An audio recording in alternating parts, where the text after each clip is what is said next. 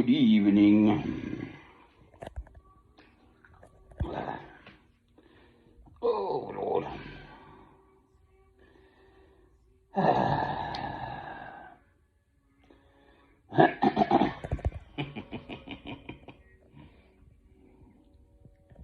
And latest wheeze. I make a sort of second coffee out of the grounds to, I don't know, waste not, want not or something. And I froze it. I put it in the freezer box. So, iced coffee squared. Just a block of ice. Right. I lift up mine eyes to the hills, from whence cometh my salvation. And there are two ways of hearing that. The main idea being God is the hills, if you like. One aspires to Christ-likeness, knowing full well you'll never achieve it. But to aspire for it is a good thing. But depending how you say, from whence cometh my salvation, it's can be either a sort of question mark, from whence cometh my salvation. So my eyes are uplifted and I'm down here, and where will my salvation come from, question mark.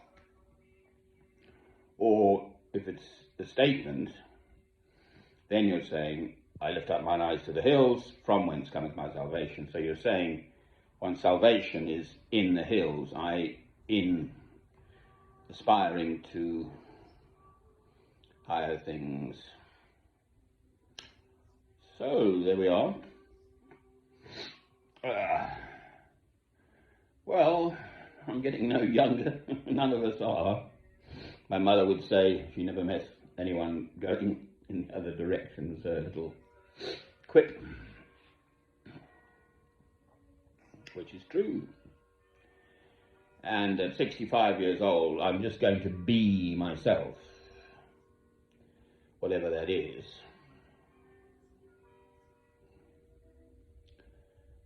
And I've always been an idealist, aspiring to stuff that seemingly much of the world isn't bothered about. And the biggest thing for me is this question of faith. I just feel I live in this godless generation in England. Especially, I say I'm here in Northumbria for those earlier saints in the first millennium when it was Northumbria. I looked it up. It went all the way up to somewhere called Bernicia, all the way up into sort of the southern half of Scotland. And then Northumbria, it's north of the Humber River, and right across to Cumbria, across the whole, it was a kingdom, was the whole of Britain. The whole of that part of Britain, from east to west coast, was Northumbria, north of the Humber River. So, and the kingdom sort of lasted from, I haven't got the dates exactly in my head, but sort of 600 AD to 900 AD. And there's an absolute succession of saints, these Saxon names, Elfrith and Belfric and Wilfrida and all those sort of names. I find them attractive. Those old Anglo-Saxon names. So St Aidan, St Cuthbert, the Venerable Bede, King Oswald, St Wilfrid are the four I've sort of latched onto a bit. I actually love St Francis of Assisi and, of course, the Poor Clares, so I know a great deal more about St Francis than I do about any of these saints I've just mentioned. It's not COVID, it's just, I'm afraid I'm on pills for my heart, and it just gives me this sort of tickly cough thing.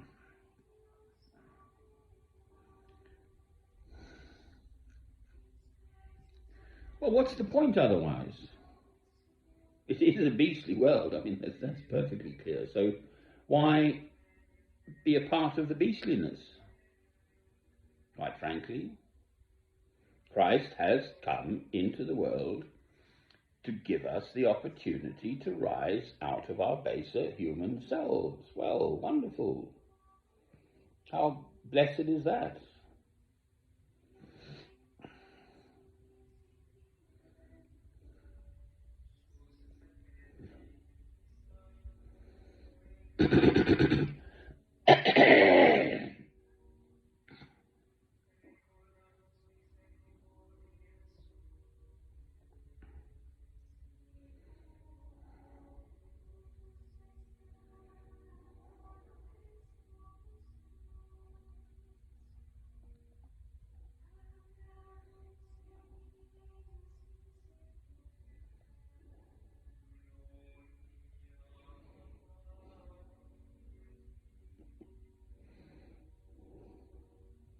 I've latched onto this particular Gregorian chant. It's just a short little riff of about 5 minutes. What I'm describing is antiphonally, so one side and the other side is the male voice and the female voice, in Latin, which I understand most of it. But anima mea dominus, so anima mea, give me strength, give me, animation, give me my mojo, to put it in the vernacular, as it were. Give me the woof to want to do something. There we are. Give me the woof to want to do something. Right. To put some good into this world. There's plenty of the other stuff. But good will triumph over evil. There is no doubt, ultimately. So what's the point of going for the bad side? I see no point.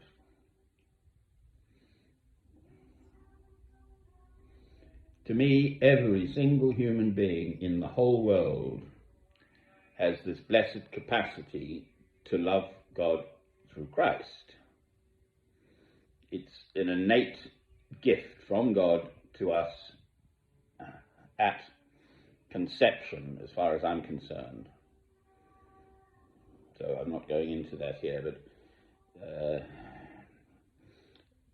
except in special circumstances, I absolutely do not think there should be abortion.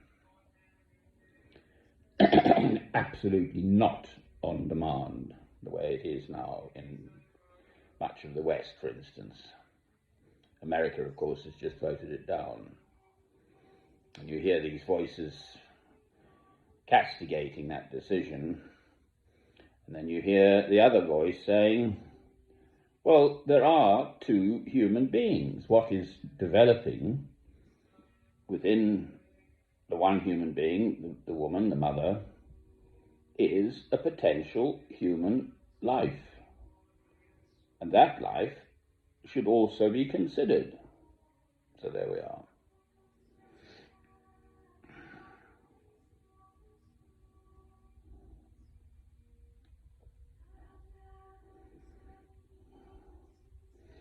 I mean, this thing we call life, it's so precious. We cling on to it. How did people survive in the Holocaust?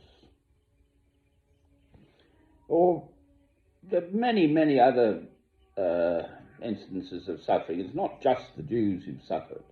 God's chosen people, yes, I accept that, of course. The Israelites, the Jews, the Hebrews, of course I accept that. Christ was a Jew. But it's not just their suffering. I mean, others have suffered, are suffering now. What's that birdie? That hive? I should know, I'm no expert. This is a spiritual place, this Northumbria where I am. The sort of northeast corner of England. Now, obviously, Northumbria is now just, or Northumberland, if you like, is more just the northeast corner. There's obviously Cumbria now on the other side, and Scotland, obviously, north and so on. It was much larger before. York, further south, was all part of the same kingdom, I think. There were kings, so kingdom, I think. In the day. So, this way of being, I lift up mine eyes to the hills, from whence cometh my salvation. I consider myself a foot soldier, slogging away down here in the muddy mire of ordinary human stuff. And I am slogging away a bit at the moment. I'm not going to refer more to that.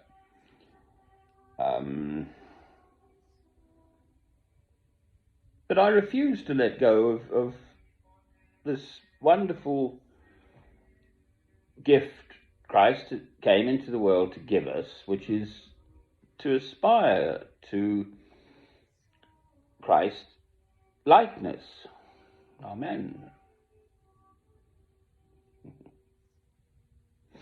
And I'll say amen to that.